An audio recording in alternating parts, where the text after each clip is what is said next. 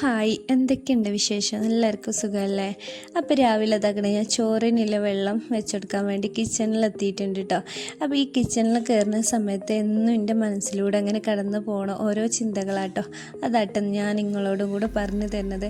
അപ്പോൾ രാവിലെ ഞാൻ എൻ്റെ ചെറുപ്പത്തിലൊക്കെ എൻ്റെ ഉമ്മ ഉണ്ടല്ലോ, രാവിലെ നേരത്തെ എണീറ്റ് ചായയും കടിയും ഒക്കെ ഉണ്ടാക്കി വെച്ചിട്ടുണ്ടാകും. പിന്നെ ചോറിനുള്ള വെള്ളം അടുപ്പത്ത് വെച്ചിട്ടുണ്ടാകും. കൂട്ടാനിലൊക്കെ എൻ്റെ ഉമ്മ ഉണ്ടാക്കി തുടങ്ങിയിട്ടുണ്ടാവും കേട്ടോ.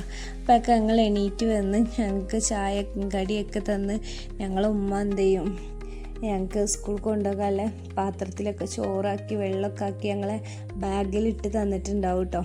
എന്നിട്ട് അതും കൊണ്ട് അങ്ങനെ ഞങ്ങൾ സ്കൂളിൽ പോകും കേട്ടോ.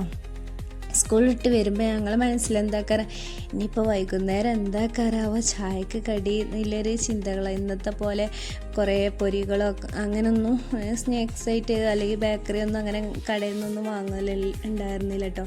ഉമ്മാൻ്റെതായ കടികളാക്കാറ് എപ്പോഴും ഉണ്ടാക്കി തരിക.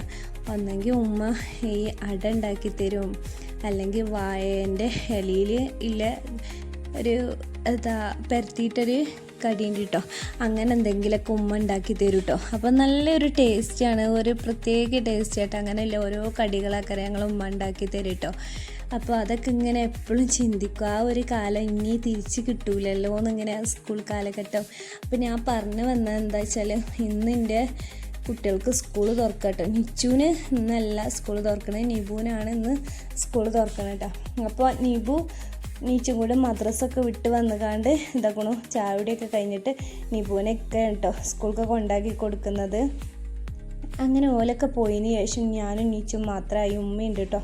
അങ്ങനെ ഓരൊക്കെ പോയി കുറച്ച് കഴിഞ്ഞ് എൻ്റെ പണികളൊക്കെ കഴിഞ്ഞതിന് ശേഷം അതായത് ഞാൻ അടപ്പായസം ഉണ്ടല്ലോ അതുണ്ടാക്കിയിട്ടുണ്ടായിരുന്നു കേട്ടോ. അപ്പോൾ നല്ല ടേസ്റ്റി ആയിട്ടുള്ളൊരു പെട്ടെന്ന് തന്നെ ഞാൻ വേഗം ഒരു പായസം ഉണ്ടാക്കി എടുത്തു കേട്ടോ.